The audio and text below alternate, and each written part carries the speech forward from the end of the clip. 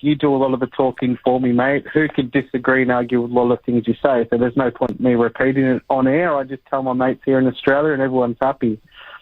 But Joey, your boy over there, Joey, he mentioned an inflection point in history, Jeff. He said he wants to restore the soul of a nation.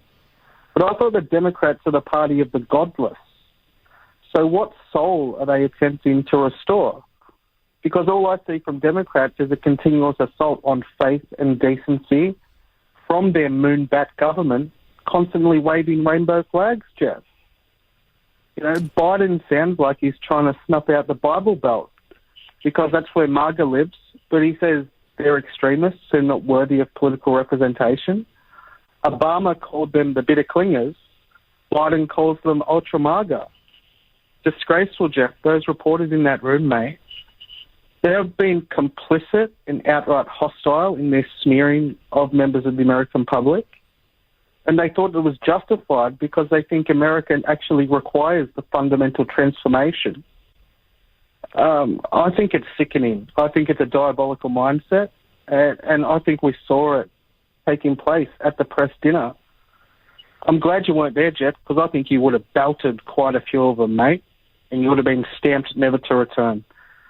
So, yeah, how's America going, Jeff? Ben, I mean, I got to tell you that you make some brilliant points. And you're right. This is the party that's opposed to faith, opposed to religion, opposed to the Ten Commandments in school or any reference to our Judeo-Christian heritage. And yet they're going on about the soul of the nation. Ben, I got to ask you, what is the perception of Biden in Australia? Your fellow Aussies, how do they look at Biden and his leadership of America, say, in your neck of the woods? Does he inspire confidence? Or do they fear that you're dealing with, that the world is dealing with a president, a commander-in-chief, that's not playing with a full deck? Well, it's been obvious since well before he ran in 2020 that he wasn't running with a full deck. Obama had him as his VP when he wasn't running with a full deck. But to answer your question more specifically, I've spoken with a few prominent broadcasters here in Australia since the election scandal, as I refer to it, in 2020. And these media people in my nation, Jeff, who work for the national broadcasters, etc., they all acknowledge that Joe Biden could not have won a legitimate two-horse race against Donald Trump. But here's the kicker, mate. They all said that the election interference was actually necessary because it was the right thing to do to ensure the correct election result and prevent Second Amendment advocates, white supremacists, racist MAGA people from being successful in their America First agenda. They're of an internationalist mindset. They are ideologues for globalism. They have to be that because that is progressive and that is politically correct. So that's at the official level in Australia. How is he received? Ordinarily, by regular people with 20/20 vision, we know he's ready to kick the bucket, and quite frankly, it's elderly abuse for his wife to put him through this. But she wanted her name in the history books as well, and she likes organising the grand dinners, so she was willing to put him out there. She knows he's not the man he was when he was 45 years of age, let alone 55, 65. He's going on, 80 plus now, mate? It's a joke, Jeff.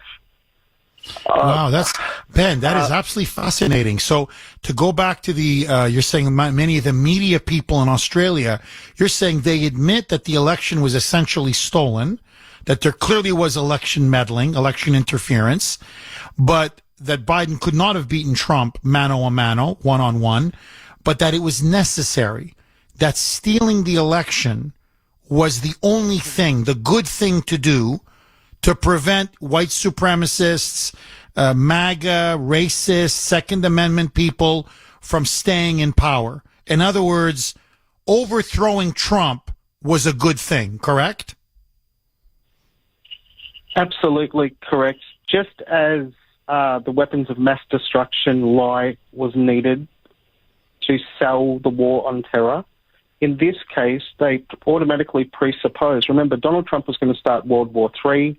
He was reckless. He was going to launch nukes. He was going to bankrupt America. He was going to lock everyone in internment camps. He was going to turn the women into slaves, etc., etc. So, yeah, that's prevalent, and that's still a dominant narrative now, and we're still copying the warnings as to why it's very risky for the United States to even potentially allow Donald Trump legitimacy to run or be considered candidate. But I'll just finish on this, Jeff. The media's rejection of covering Hunter Biden's depraved lifestyle is a putrid reflection of their Beltway bias, mate. The media themselves have become the dog that doesn't hunt. The Biden laptop story is the easiest story to discover and write about because he put thousands of his secrets on that laptop. To know that the American media conspired and continued deliberately obfuscates the story. That's an indictment on truth and transparency. And your nation was meant to be the world leader in truth and transparency in regards to the media telling the truth, even if they are dangerous truths to the government.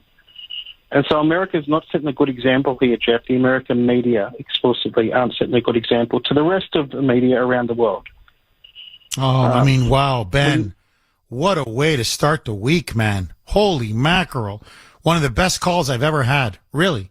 Phenomenal call. Phenomenal. Ben, thank you. And please, Ben, call more often, my friend. Mate, please, don't be a stranger. Ben, thank you and God bless you, my friend. 617-266-6868 is the number. He's at not 100. He's 1,000% correct. He really is. The world used to look to our media for standards of truth-telling, investigative reporting, being objective, nonpartisan, pursuing leads and pursuing the truth no matter where it may lead.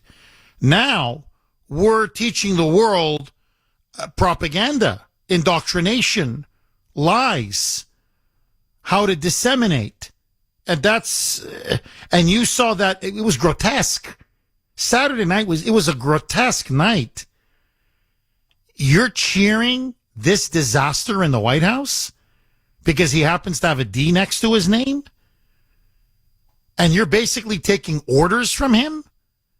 And now he's giving you the talking points that they're all going to run with for the next year and a half to drag him across the finish line? Ay, ay, ay. Ay, ay, ay. So what kind of media, what kind of journalists are you? It's like the reporter from the Los Angeles Times, you know, the one who gave him the question beforehand, completely written out, word for word. And you call yourself a self-respecting reporter? They know he cannot do the job of President of the United States. And their mission is to cover for him at every turn. And in front of them, he's even mocking them, saying, here I am. I do 10 minutes. I walk away. I take no questions. And I'm laughing. And none of you will do anything about it because we own every single one of you in this room. You're not journalists. You're propaganda hacks. I want to play the cut one more time and then go right back to the phone lines. 617-266-6868 is the number. Okay, there's Biden to their face saying, I don't work. I don't answer your questions. I do whatever I want, and you still love me. Roll cut 2A. Mike. No, hold on. Sorry, no. Mike, roll cut 2. Forgive me. Roll cut 2. In a lot of ways, this dinner sums up my first 2 years in office. I'll talk for 10 minutes, take 0 questions, and cheerfully walk away. Yeah. Yeah, you really do treat us like dirt. You treat us like crap. We love you, Joey. We love you. Oh, my. I would be embarrassed to be in that room. Seriously.